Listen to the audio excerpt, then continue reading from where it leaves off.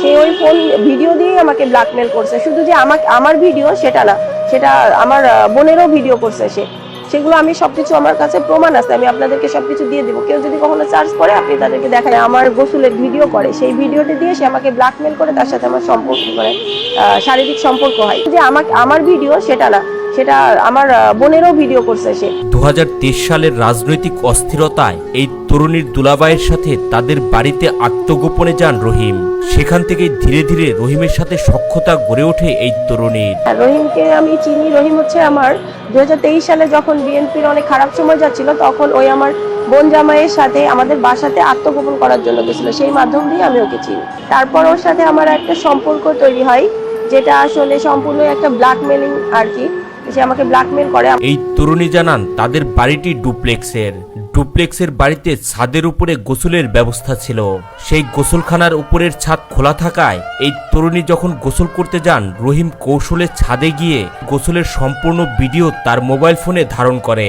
এরপর গোসলের সেই ভিডিও দেখিয়ে এই তরুণীকে ব্ল্যাকমেল করে দিনের পর দিন তার সাথে শারীরিক সম্পর্কে মিলিত হয় রহিম। আমাদের বাসাতে থাকতে থাকতে সে, আমাদের বাসাটা আবার আপনার ডুপ্লেক্স বাসা, ছাদের উপরে গোসলের ব্যবস্থা আছে। তো সেই জায়গাতে উপরের ছাদটা খোলা, মানে গোসলখানার উপরের ছাদ খোলা। সে উপরের ছাদ থেকে আমাদের, মানে আমার গোসলের ভিডিও করে, সেই ভিডিওটি দিয়ে সে আমাকে ব্ল্যাকমেল করে তার সাথে আমার সম্পর্ক, মানে শারীরিক সম্পর্ক হয় ওই ভিডিওর মাধ্যম থেকে প্রথম। এই তরুণীর অভিযোগ, শারীরিক সম্পর্কের এক পর্যায়ে রহিম তার স্বামীকে ডিভোর্স দিতে বলেন। স্বামীকে ডিভোর্স দিয়ে তার সাথে ঢাকায় চলে আসার অফার করেন। তার কথা না শুনলে গোসলের সেই ভিডিও সামাজিক যোগাযোগ মাধ্যমে ভাইরাল করে দেওয়ার হুমকিও দেয় সে। উপায় না পেয়ে রহিমের কথা মতো ঢাকায় চলে আসেন এই তরুণী।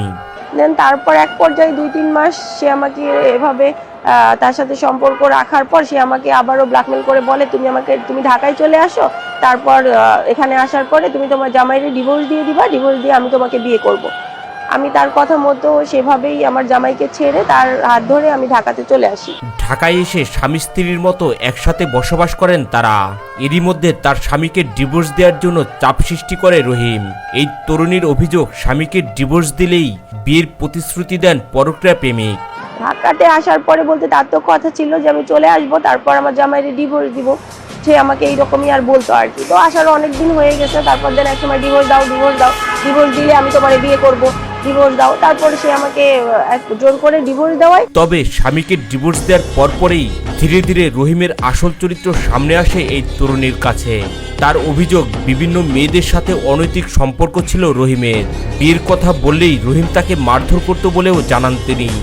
ডিভোর্স তো দিয়ে দিয়েছি আমি গত 24 সালের আপনার নভেম্বর মাসে, কিন্তু ডিভোর্স দেওয়ার পরে তার মানে এই জিনিসগুলোর কি বলবো, তার সমস্যা হচ্ছে, তার কিছু চারিত্রিক সমস্যা আছে যেগুলো আমি আসলে আগে জানতাম না, ঢাকাতে আসার পর জানতে পেরেছিলাম। সে আরও অনেক বিভিন্ন মেয়েদের সাথে এরকম সম্পর্ক আছে তার সাথে, শুধু যে হাই হ্যালো ফোনে না, অনেক ধরনের মনে করেন তাদের সাথে সব ধরনের সম্পর্কই আছে, যেটা বুঝতেই পারতেছেন আমি কি বলতে যাচ্ছি।